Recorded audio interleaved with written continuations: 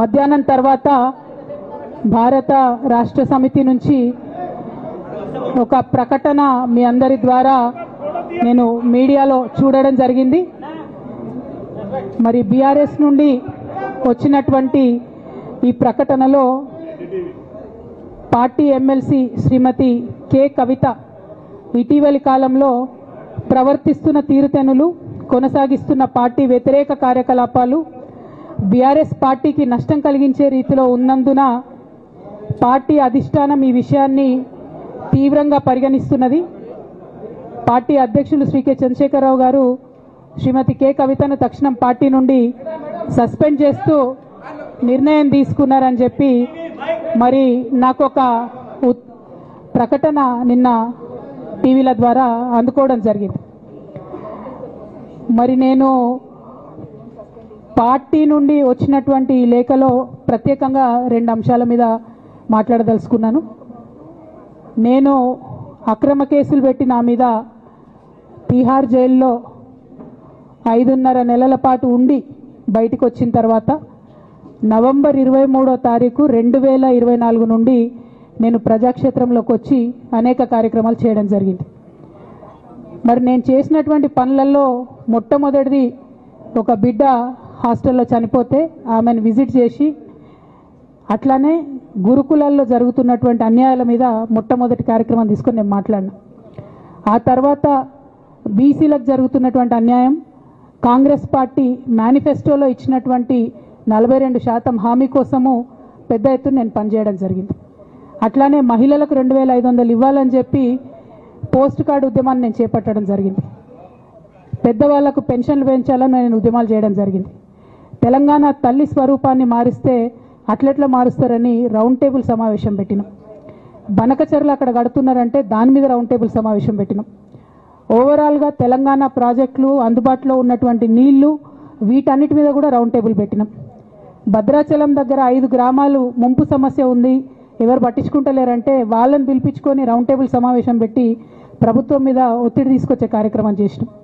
ముఖ్యమంత్రి గారి సొంత జిల్లా మహబూబ్ నగర్లో భూ నిర్వాసితులకు అన్యాయం జరుగుతుందంటే నారాయణపేట నియోజకవర్గం వెళ్ళి వాళ్లకు మద్దతుగా మేము నిలబడి రావడం జరిగింది.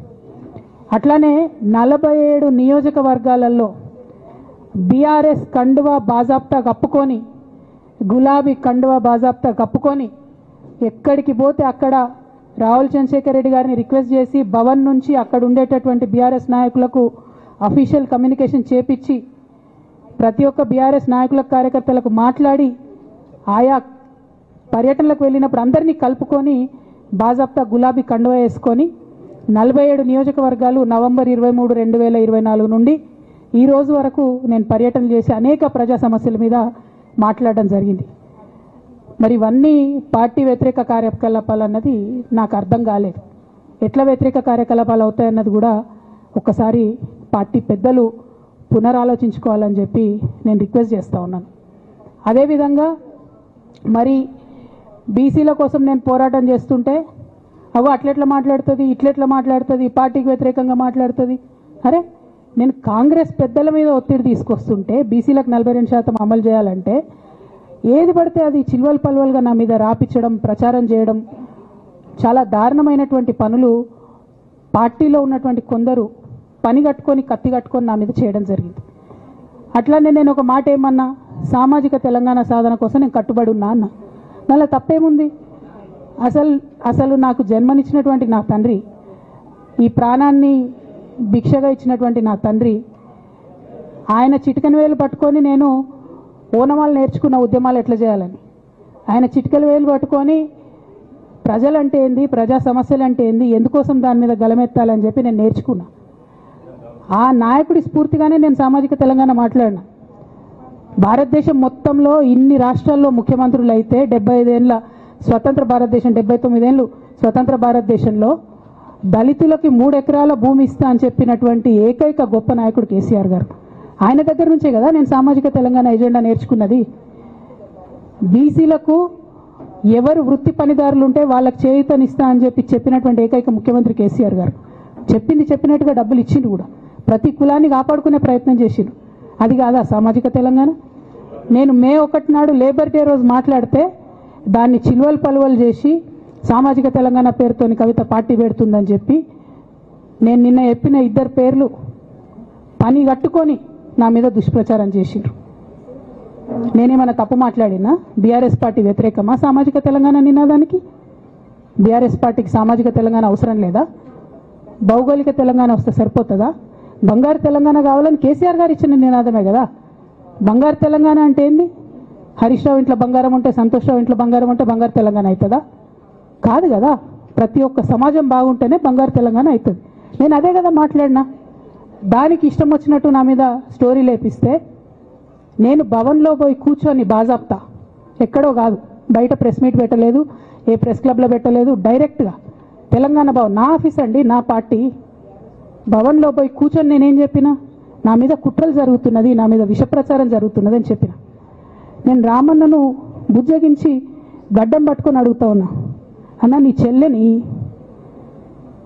ఒక మహిళా ఎమ్మెల్సీని మన పార్టీ ఆఫీస్లో కూర్చొని నా మీద కుట్రలు జరుగుతున్నాయని నేనంటే మీరు వర్కింగ్ ప్రెసిడెంట్గా ఉన్నారన్నా, ఫోన్ చేయరా అన్న నాకు? ఏమైంది బేటా, ఎందుకు బాధపడుతున్నావు అని ఫోన్ చేయరా? ఇది ఎప్పుడు జరిగిన ఇన్సిడెంటు? లేక లీక్ కాకముందు, నేను నా కొడుకు గ్రాడ్యుయేషన్కి అమెరికా పోకముందు, అంతకుముందే. మరి మీరు వర్కింగ్ ప్రెసిడెంట్ కదన్నా, నేను పార్టీ ఎమ్మెల్సీని కదా. చెల్లెలు అన్న బంధుత్వాలు పక్కన పెడదాం ఒక్క నిమిషం. ప్రొఫెషనల్ సెటప్లో ఒక పొలిటికల్ పార్టీలో ఒక మహిళా ఎమ్మెల్సీ భవన్లో కూర్చొని నా మీద కుట్రలు జరుగుతున్నాయంటే మీరు మాట్లాడినరా అన్న? 103 రోజులు అయిపోయిందన్న ఇయ్యాలటికి, ఒక్క మాట మాట్లాడినరా? కేసీఆర్ గారు దగ్గర నుంచి కమ్యూనికేషన్ రావాలని నేను ఎక్స్పెక్ట్ చేయలే. వారు పెద్దవారు, వారికి అనేకమైన పనులు ఉంటాయి. మొత్తం పార్టీని ఇప్పుడు పునర్నిర్మించుకోవాల్సిన అవసరం ఉంది. తెలంగాణకు జరుగుతున్నటువంటి అన్యాయాన్ని వారు ఎప్పటికప్పుడు దిశానిర్దేశం చేయాల్సిన అవసరం ఉంది. కానీ వర్కింగ్ ప్రెసిడెంట్ గారి దగ్గర నుంచి ఫోన్ రాకపోవడం మాత్రం ఒక మాట అనిపించింది నాకు. నేను కేసీఆర్ గారి బిడ్డను, నేను కూర్చొని ప్రెస్ మీట్ పెడితేనే రెస్పాన్స్ రాలేదంటే మరి ఇంకో మామూలు మహిళా కార్యకర్తకు బీఆర్ఎస్ పార్టీలో మన అన్యాయం జరిగితే రెస్పాన్స్ వస్తుందా? నాకైతే అనిపించలేదు. వస్తుందేమో నాకు తెలియదు. కానీ నేను ఒక మాటకు నాకు సంతోషం అనిపించింది. నాకు నోటీస్ రాగానే అక్కడ మహిళా ఎమ్మెల్సీలు కూర్చొని, మహిళలందరినీ కూర్చొని, ఫస్ట్ టైం అనుకుంటా భవన్లో 5 మహిళలు కూర్చొని ఇండిపెండెంట్గా ప్రెస్ మీట్ మాట్లాడింది. చాలా సంతోషం. ఇటువంటి అంతర్గత ప్రజాస్వామ్యం రావాలనే నేను కోరుకున్నా. మహిళలకు, ఎస్సీలకు, ఎస్టీలకు, బహుజనులకు కోటరీల అడ్డంకులు లేకుండా యాక్సెస్ రావాలి. అది మైక్కి యాక్సెస్ రావాలి, బాస్కి యాక్సెస్ రావాలనే నేను అనుకున్నా. అది జరిగింది, చాలా సంతోషం.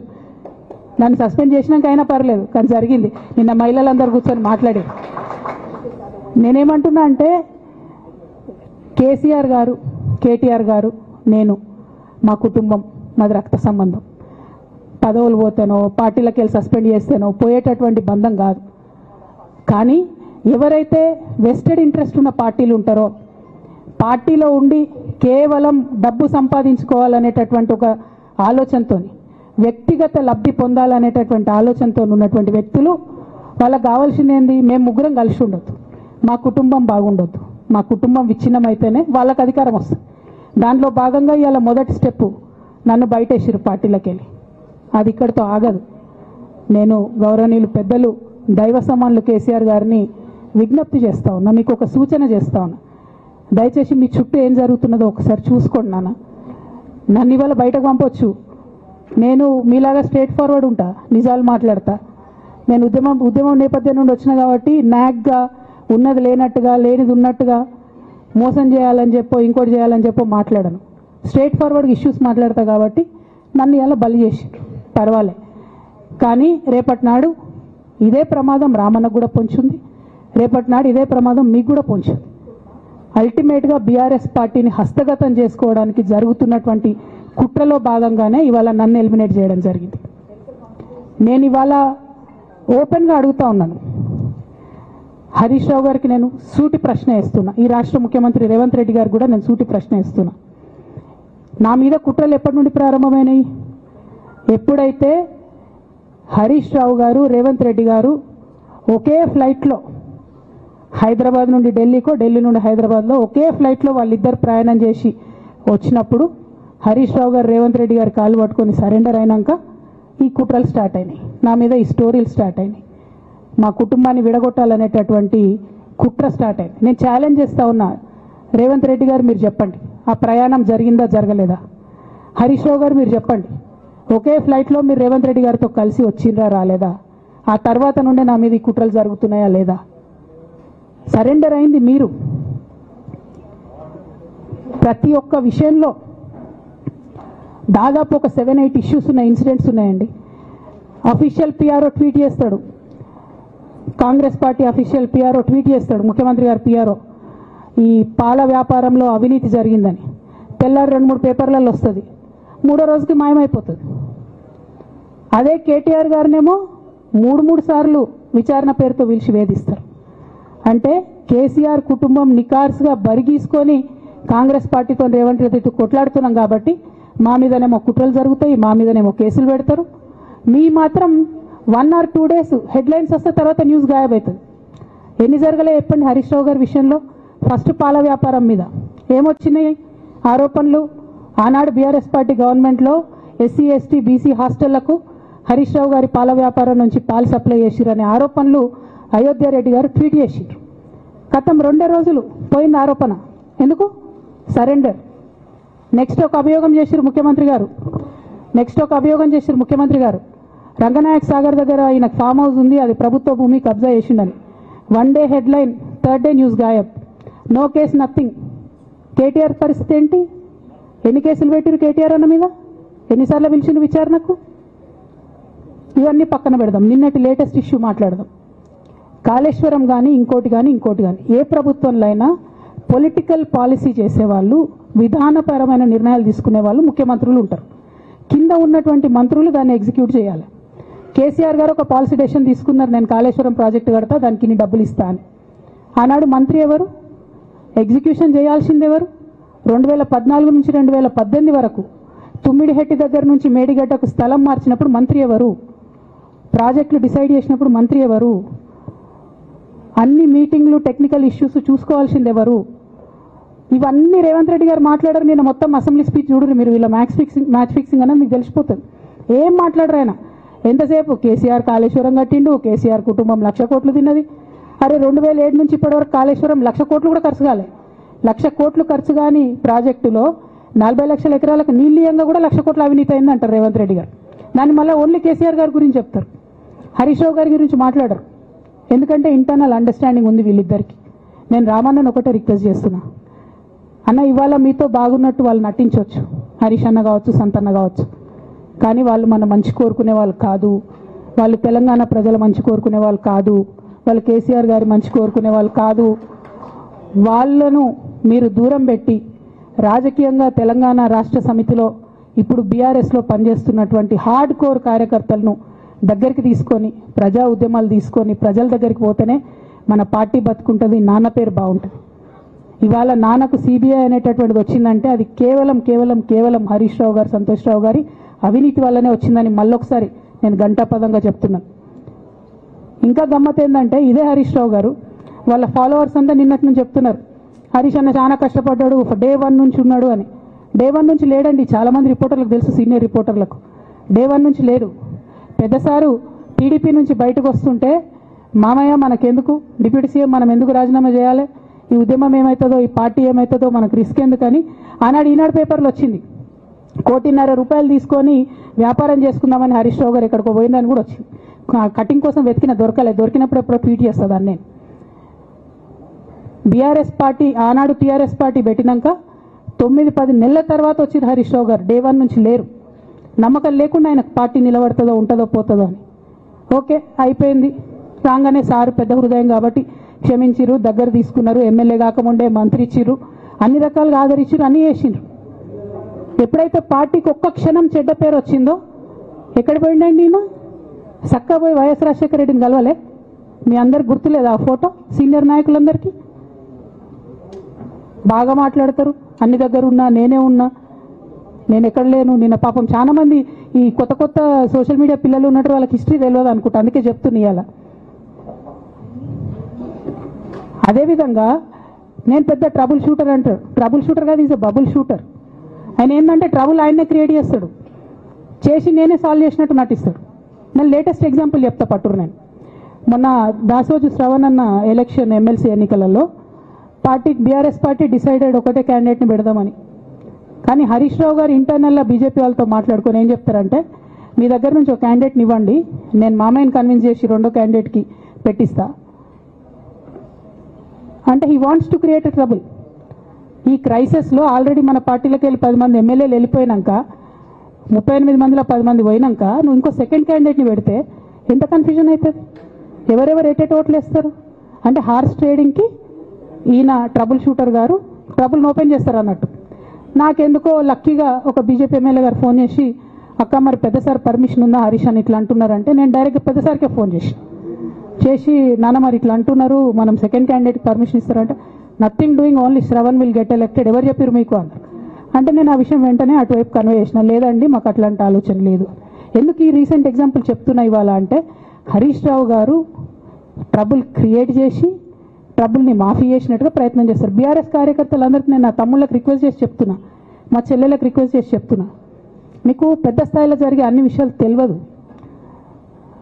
తెలియకుండా అందరూ మన వెల్ విషయర్స్ అనుకుంటారు. మీ తప్పు కాదు, ఎందుకంటే కేసీఆర్ సార్ అంత ఓపెన్ మైండ్తో ఓపెన్ హార్ట్తో ఉంటారు కాబట్టి బీఆర్ఎస్లో ఉన్న అందరూ అట్లే ఉంటారు అనుకుంటారు. కానీ చాలా మందికి చాలా హిడెన్ ఎజెండాస్ ఉన్నాయి. ఓ పక్క కాంగ్రెస్తో కలిసి ఉన్నారు, ఇంకో పక్క బీజేపీతో మాట్లాడుతున్నారు, ఎటు ఎవరితో అవసరమైతే అటు మాట్లాడుతున్నారు. అదేవిధంగా 2018 ఎన్నికలలో హరీష్ రావు గారు 20-25 మంది ఎమ్మెల్యేలకు ఎన్నికలలో అడిషనల్ ఫండింగ్ ఇచ్చారు, పార్టీ ఇచ్చింది కాకుండా. ఏడికేలు వచ్చినాయి హరీష్ రావు గారికి అన్ని డబ్బులు? 100% కాళేశ్వరంలో జరిగిన అవినీతి నుంచి వచ్చిన డబ్బులే. ఆయన ఆలోచన ఏం చేసిందంటే, ఏమన్నా కొద్దిగా అటు ఇటు అవుతుందేమో రిజల్ట్, నా దగ్గర ఎమ్మెల్యేస్ ఉండాలని ఆలోచన చేశాను. నీకు అసలు అట్లాంటి ఆలోచన ఎందుకు వచ్చింది? నేను కట్టప్పలాంటోని కేసీఆర్ గారి దగ్గర ఉండేటోని అంటావు కదా, నీకేం అవసరం వచ్చింది ఎమ్మెల్యేస్కి సపరేట్గా ఫండింగ్ ఇవ్వడానికి? ఎవరికి తెలియదు అనుకుంటారా? ఇవి ఎవరు చెప్పారు అనుకుంటారా? ప్రతి ఒక్కరు చెప్తారు ఎమ్మెల్యేస్ ఓపెన్, నా పేర్లు కూడా తెలుసు, చెప్తే బాగుండదు, ఎమ్మెల్యేలు ఇబ్బంది పడతారు. నేను అనేది ఏంటంటే, 2009లో రామన్న సిరిసిల్ల ఎలక్షన్లో మా బంధువుకు సంబంధించిన వ్యక్తులతోని 60 లక్షల రూపాయలు పంపిన హరీష్ రావు గారు రామన్నను ఓడగొట్టడానికి. నిన్నగాక మొన్న ఒక వీడియో మీరు కూడా చూసి, ఒంటేరు ప్రతాప్ రెడ్డి గారిది, మీ మామయ్యను ఓడగొట్టమని ఎంత అంటే అంత డబ్బులు ఇస్తా అని చెప్పిర్రని. ఓ పక్క కేసీఆర్ గారిని ఓడగొట్టాలి, ఓ పక్క కేటీఆర్ గారిని ఓడగొట్టాలి, నిజామాబాద్లో నా ఎంపీ సెగ్మెంట్లో అందరు ఎమ్మెల్యేలను మేనేజ్ చేయాలి, అందరిని మన కేసీఆర్ కుటుంబాన్ని ఓడగొట్టాలి, విచ్ఛిన్నం చేయాలి. కానీ కేసీఆర్ గారి పేరుతో వచ్చేటటువంటి బెనిఫిట్స్ మాత్రం అన్నీ కావాలి. మరి ఇటువంటి వారిని నా రిక్వెస్ట్ కేసీఆర్ గారితో కేటీఆర్ గారితో, వారిని మీ పక్కన పెట్టుకొని నిజం మాట్లాడే నన్ను బయటకు పంపితే మరి పార్టీ బాగుంటుందా? దయచేసి ఆలోచన చేసుకోండి.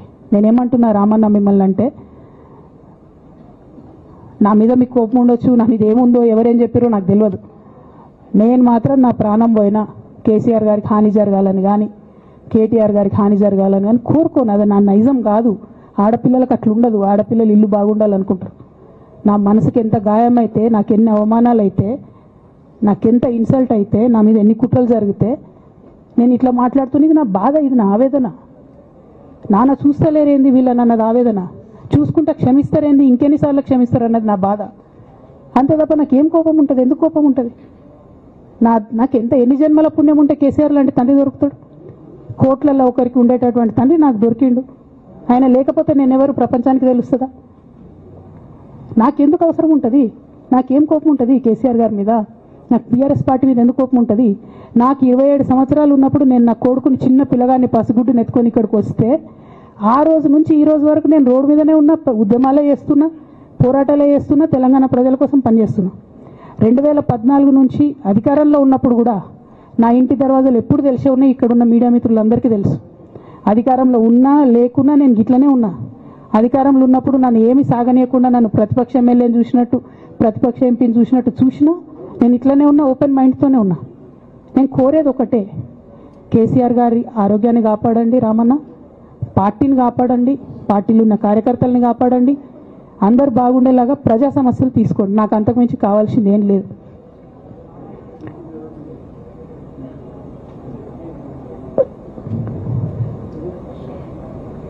కానీ మొన్న అసెంబ్లీలో అర్ధరాత్రి దాకా పెట్టి రేవంత్ రెడ్డి గారు కేసీఆర్ గారిని తిడుతుంటే దయ్యాలు వేదాలు వాళ్ళు ఇస్తున్నట్టు అనిపించింది నాకైతే.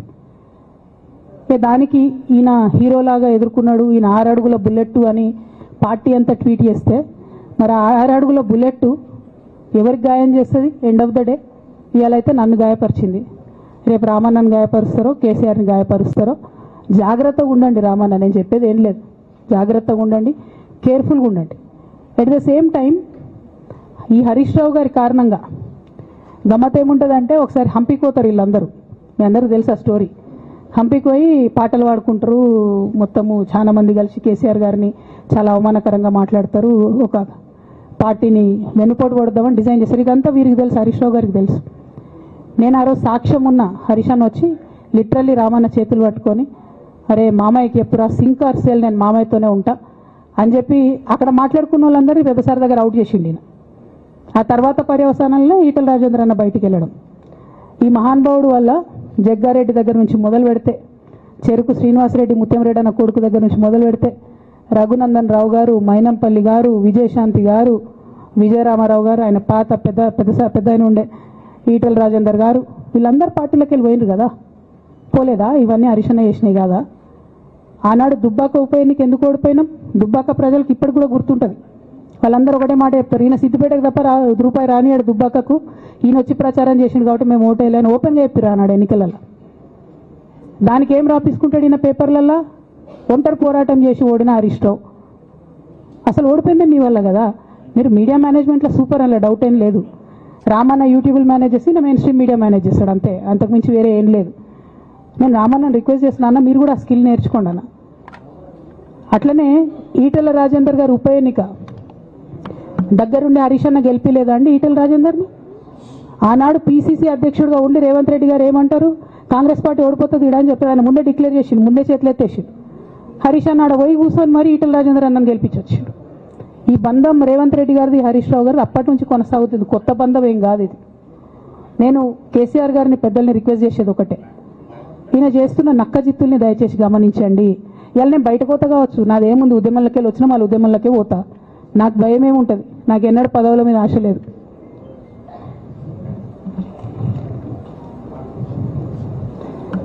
పార్టీ నుంచి వచ్చిన ఎమ్మెల్సీకి స్పీకర్ ఫార్మాట్లో చైర్మన్ గారికి నేను పంపుతా ఉన్నాను రాజీనామా పత్రాన్ని.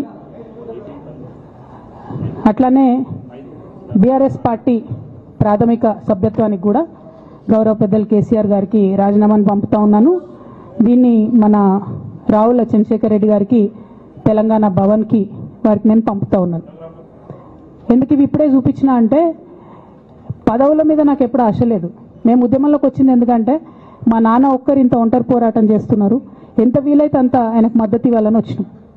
ఆనాడు మేము ఉద్యమంలోకి వచ్చినప్పుడు పార్టీ అధికారంలోకి వచ్చే ఆస్కారమే లేకుండే, తెలంగాణ వస్తుందో రాదే అనే అనుమానాలు అంతటా ఉండే. మేము ఉద్యమంలో కొట్లాటలో లాఠీ దెబ్బలు తినడం కోసం, జైల్లోకి పోవడం కోసం ఆనాడు వచ్చినాం ఉద్యమంలోకి. అధికారంలోకి వస్తామనుకొని రాలే. రామన్న అయినా నేనైనా కేవలం నాన్న కోసమే వచ్చినాం ఉద్యమంలోకి. అందుకే మా కుటుంబం మీద కుట్ర. ఈ కుట్రను గమనించమనే నేను మా కుటుంబాన్ని కోరుతా ఉన్నా. ఇక పెద్ద సార్కు నీడలాగా సంతోష్ రావు గారు ఉంటారు. ఇక సంతోష్ రావు గారి గురించి 2 నిమిషాలు చెప్తా, అంత పెద్ద సీనున్న మనిషి కాదు కానీ చెప్పాలి. ఎందుకంటే కూరల ఉప్పు ఎట్లుంటుంది ఈయన అట్లా అన్నట్టు, ప్రతి దాంట్లో చెడగొట్టడానికి కొంచెం ఉండాలి కదా అట్లాంటి వాడు. కాబట్టి చెప్పక తప్పదు ఈయన గురించి. చెప్పులో రాయి చెవులో జోరిగా అంటాం కదా, అట్లాంటి టైపు. కాబట్టి ఖచ్చితంగా చెప్పాలి. విషయం ఏంటంటే, ఈయన ధనదాహం ఎట్లాంటిదంటే సంతోష్ రావు గారిది, రామన్న కాన్స్టిట్యున్సీ, కేటీఆర్ అన్న కాన్స్టిట్యున్సీ నేరెళ్లలో ఇసుకలారి గుద్ది ఒక దళిత బిడ్డ చనిపోతాడు. సరే, దాని మీద పాపం అక్కడ ఆ రోజు అందరు యాజిటేషన్ చేస్తే, ఈయన సంతాన అడ్వాంటేజ్ ఏంది, ఈడ కూర్చుంటాడు కదా సార్ దగ్గర, సీఎంఓలకి వెళ్ళి ఫోన్ చేసి అక్కడ ఉన్న పోలీసు వాళ్ళందరినీ ఒత్తిడి పెట్టి 7 దళిత బిడ్డల్ని కొట్టినరండి. 3-4 సార్లు 3rd డిగ్రీ వేస్తే ఇలా 7 కుటుంబాలు కూడా వాళ్ళు ఎందుకు కూడా ఏ పని చేసుకోలేనటువంటి పరిస్థితులలో ఆ దళిత బిడ్డలు ఉన్నారు. అది మొత్తం రాజకీయంగా బ్లేమ్ అంతా రామన్న మీదకి వచ్చింది. ధనదాహమేమో సంతన్నది, నేరం చేసిందేమో సంతన్న, వీడికెళ్ళి ఫోన్లు చేసి ఒత్తిడి చేసి కొట్టిపించిందేమో సంతన్న, చెడ్డ పేరేమో రామన్నకు వస్తుంది. ఈ ఎగ్జాంపుల్ చెప్పడం కోసమే నేను ఈయన గురించి చెప్తున్నా, వేరే ఏం లేదు. ఇక సరే టానిక్ వీనిక్ ఈ వీటిలో వచ్చిన కేసులు ఏమవుతాయి, రేవంత్ రెడ్డి గారు ఆర్భాటంగా ఒక అనౌన్స్మెంట్ చేస్తారు. నేను ఇంతకుముందు చెప్పిన కదా మ్యాచ్ ఫిక్సింగ్ ఎట్లుంటుందంటే వన్ డే న్యూస్ అవుతుంది, టానిక్లో ఈయన మీద కేసు పెట్టిరని, మూడో రోజు పోలీసు వాళ్ళు ఎఫ్ఐఆర్ కొట్టేసారు. అది మీరు ఇంకా కనుక్కోండి. కాజ్ చేసేసారు, కేసు మూసేసారు. ఏం అండర్స్టాండింగ్ ఉంది, ఎందుకు మూసేసారు? At the same time Harithaharam, తెలంగాణకు హరితహారం అని పెద్దలు కేసీఆర్ గారు పెద్ద కళతోని 230 కోట్లు అక్కడ గోబీ డెజర్ట్ల వాళ్ళు చెట్లు పెట్టి చైనాను కాపాడుకున్నారు. మనం అదే స్థాయిలో తెలంగాణను బాగు చేసుకోవాలని పెద్దసారి హరితహారం అని పెడితే ఈయన దానికి నకిలీ ప్రోగ్రామ్ గ్రీన్ ఇండియా ఛాలెంజ్ అని పెడతాడు. తెల్లారులేస్తే సినిమా వాళ్ళని తీసుకురావాలి, రోజు ఒక ఫోటో వేసుకోవాలి. దాని వెనుక ఉన్న కుట్ర ఏంటంటే జీవో అమెండ్మెంట్ అవుతుంది సంతోష్ గారి గురించి. ఆ ఫారెస్ట్లను 10% ఇన్కమ్ ఎవరన్నా ఇస్తే అమ్యూజ్మెంట్ పార్క్లకు ఇస్తారన్నట్టు. దానికోసం జీవో అమెండ్ అవుతుంది. దానికి ప్రభాస్ గారిని, చిరంజీవి గారిని, అనేక మంది సినిమా స్టార్లను మోసం చేసి వాళ్ళని తీసుకుపోయి వాళ్ళతో ఫోటోలకు పోజులు ఇప్పించి ఫారెస్ట్లను కొట్టేయాలని ప్లాన్ అయినది. ఇక ఈయనకి 2-3 మనుషులు ఉంటారు సంతనకి. ఆయన పోచంపల్లి శ్రీనివాసరెడ్డి అని ఎమ్మెల్యే. ఇది నాకు విషయం ఎవరు చెప్పారంటే మన పల్లరాజేశ్వరరెడ్డి అన్ననే చెప్పిండు. మీకు ఏమైనా డౌట్లు ఉంటే ఆయన అడగొచ్చు. ఈ పోచంపల్లి శ్రీనివాసరెడ్డి అనేట ఆయన వరికోల్ అనే ఊరు, సామాన్య కుటుంబం, మధ్యతరగతి కుటుంబం. ఇవాళ అక్కడ ఆయన శ్రీమంతుడు అని పిలుస్తారు పోచంపల్లి శ్రీనివాసరెడ్డి గారిని. ఇక్కడ నాకు పల్లరాజేశ్వరరెడ్డి గారు చెప్పిన సమాచారం ప్రకారం మోకిల్లాలో మెగా శ్రీనివాసరెడ్డి, మెగా కంపెనీ ఉంది కదా, ఈ కాళేశ్వరంలో అవినీతి చేసిన mega company plus Pochampalli Srinivasa Reddy గారు కలిసి 750 కోట్ల విల్లా ప్రాజెక్ట్ చేస్తున్నారు మోకిల్లాల. ఏడుకేళ్ళు వచ్చినాయి అవి, అవినీతి డబ్బులు కాదా? ఎట్లా వస్తాయి? ఎవరైనా who is this Pochampalli Srinivasa Reddy? Santosh Rao classmate. అది తప్ప ఆయనకున్న అర్హత ఏం లేదు. ఆయనకి ఎమ్మెల్సీ వస్తుంది, కాంట్రాక్ట్లు వస్తాయి, ఇంకేందో వస్తాయి. అట్లనే నవీన్ రావు అని ఇంకొక ఎమ్మెల్సీ ఉంటాడు. ఆయన డైరెక్ట్గా మా ముఖం పట్టుకొని అందరి ముంగట అంటాడు, నాకు ఎమ్మెల్సీ ఇచ్చింది కేసీఆర్ గారైనా నాకు దేవుడు సంతోషం అంటాడు ఆయన. నిన్న మొన్న వాళ్ళ ఫాదర్ని పట్టుకున్నారు పేకాటల. ఏమైంది కేసు? ఆల్రెడీ నవీన్ రావు గారు పోయి మన ముఖ్యమంత్రి గారు కాళ్ళు పట్టుకున్నట్టుగా తెలిసింది. వాళ్ళ తండ్రిని విడిచిపెట్టారు, ఈయన మీద భూ కబ్జా కేసులు ఉంటే అవి విడిచిపెట్టారు. అంటే ఓ పక్క సంతోష్ రావు గ్యాంగు, ఇంకో పక్క హరీష్ రావు గ్యాంగు 100కు 100% రేవంత్ రెడ్డి గారితో, ఇక్కడ ఉన్న కాంగ్రెస్ ప్రభుత్వంతో, అవసరమైన సందర్భంలో పైన బీజేపీతోని వాళ్ళు కోఆర్డినేషన్లో ఉండి బీఆర్ఎస్ పార్టీకి జలగల్లాగా పట్టి పీడుస్తున్నారు. నిరంతరం బీఆర్ఎస్ పార్టీకి నష్టం చేస్తున్నారు. ఎంత దారుణానికి ఒడిగట్టిరంటే ఆఖరికి నా ఓటమితో ప్రారంభమైంది అది. నిజామాబాద్లో నా ఓటమిలో కుట్రలు చేశారు. ఆనాడే మనం రివ్యూ చేసుకుంటే బాగుండలేదు. కానీ ఇప్పుడు అది ఎక్కడికి వచ్చింది? కామారెడ్డిలో పెద్దసారి ఓడిపోయేదాకా వచ్చింది పరిస్థితి. మూడోసారి ప్రభుత్వం పోయేదాకా వచ్చింది పరిస్థితి. ఒక్కొక్క ఎలక్ట్ అయిన ఎమ్మెల్యేను, ఓడిపోయిన ఎమ్మెల్యేలు పత్రికా మిత్రులు మీరు మాట్లాడండి. సంతోష్ రావు గారి బాధితులు నాకు మామూలుగా ఫోన్ చేస్తలేరు. అచ్చా ఈ కంపెనీ పేరు బ్లూఫిన్ అట, మోకిలా. పల్లరాజేశ్వరరెడ్డి అని అప్పుడు పంపిన మెసేజ్ చూస్తున్న పాతది, బ్లూఫిన్ కంపెనీ మోకిలా. అయితే నేనేమంటున్నా అంటే ఇంత స్పష్టమైనటువంటి నేను ఇస్తున్నా, రేవంత్ రెడ్డి గారిని నేను ఛాలెంజ్ చేస్తున్నా. మరి ఎందుకు మీకు మీ ఏసీబీ వాళ్ళకు వీళ్ళ ఇండ్లు అడ్రస్లు దొరుకుతలేవా? ఏం అండర్స్టాండింగ్ ఎందుకు లేదు మీకు? లేకపోతే మీరు చర్యలు ఎందుకు తీసుకుంటలేరని నేను సూటిగా రేవంత్ రెడ్డి గారిని ప్రశ్నిస్తున్నా. ఇక తర్వాత వారు ఏం చేస్తారన్నది నాకు సంబంధం లేదు. ఇక నేను మాత్రం పర్టికులర్గా మళ్ళీ ఒకసారి నా బీఆర్ఎస్ పార్టీ కుటుంబ సభ్యులందరికీ, మా సొంత కుటుంబ సభ్యులకు కూడా రిక్వెస్ట్ చేస్తున్నది ఏంటంటే, నాకు 27 సంవత్సరాలు ఉన్నప్పుడు నేను రాజకీయాల్లోకి వచ్చిన, తెలంగాణ ఉద్యమం కోసం వచ్చిన. ఇవాళ నాకు 47 సంవత్సరాలు. అంటే నా 20 సంవత్సరాల జీవితం అంతా కూడా నేను బీఆర్ఎస్ పార్టీ కోసం, కేసీఆర్ గారి కోసం, తెలంగాణ జాగృతి కోసం, తెలంగాణ ప్రజల కోసం, తెలంగాణ ఆడబిడ్డల కోసం నేను గడిపిన. సడన్గా ఇయ్యాల నీకేం సంబంధం బీఆర్ఎస్తో అని, నువ్వెవరు అని చెప్పి సస్పెన్షన్ ఒకసారికి పంపిస్తే చాలా బాధాకరంగా ఉంది. పర్వాలేదు, అయినా నాకు ప్రజలు ఉన్నారు, నేను వాళ్ళ దగ్గర పోతా, వాళ్ళతో పాటు ఉంటా. కానీ బీఆర్ఎస్ పార్టీలో ఉన్న నాయకులకు, కార్యకర్తలకు రిక్వెస్ట్ చేస్తాను,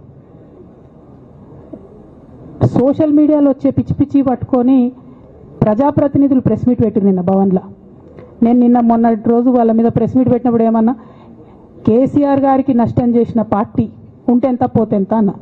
సోషల్ మీడియాలో ఉన్న బీఆర్ఎస్ పార్టీ కొంతమంది దుర్మార్గులు ఉన్నారు, సోషల్ మీడియా వెంగు చూసేటోళ్ళు. వాళ్ళ ముంగట విషయం కట్ చేసారు. ఏది కేసీఆర్ గారికి నష్టం చేసిన అనే విషయం కట్ చేసి బీఆర్ఎస్ పార్టీ ఉంటెంత పోతెంత నేను అన్నా అని చెప్పి ప్రచారం చేస్తున్నారు. నాదే పార్టీ, బీఆర్ఎస్ పార్టీ. 20 ఏళ్ళు నేను కష్టపడ్డా. నేను తెలంగాణ జాగృతి పెట్టి ఇండిపెండెంట్గా పనిచేసినప్పుడు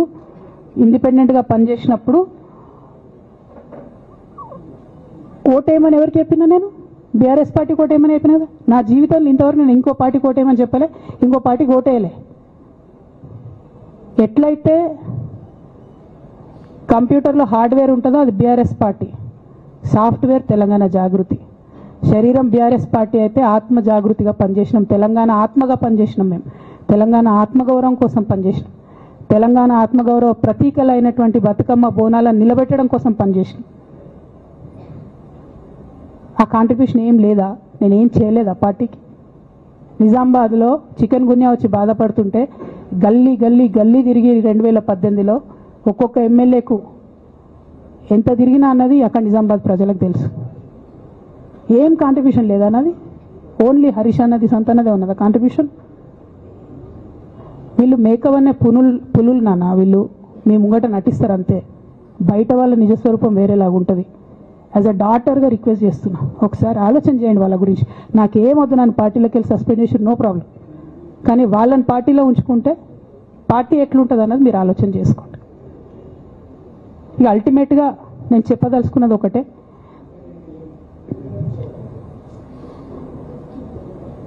కలికాలం కాబట్టి అబద్ధాలు చెప్పేటోళ్ళది మోసం చేసేటోళ్ళది నడుస్తుంది, టెంపరీగా వాళ్ళది నడుస్తున్నది. వాళ్ళది నడిచింది, విజయం సాధించారు కాబట్టి ఇవాళ సస్పెన్షన్ నాకు వచ్చింది. బట్ నేను ఇదివరకు చెప్పినా మళ్ళీ చెప్తున్నా, నేను కర్మ సిద్ధాంతాన్ని నమ్ముతా. ఖచ్చితంగా ఇంతకు ఇంత దేవుడు వాళ్ళకు అనుభవింపజేస్తాడు, అందులో ఏం ఆలోచించాల్సినటువంటి అవసరం లేదు. Thank you. జై తెలంగాణ, జై కేసీఆర్.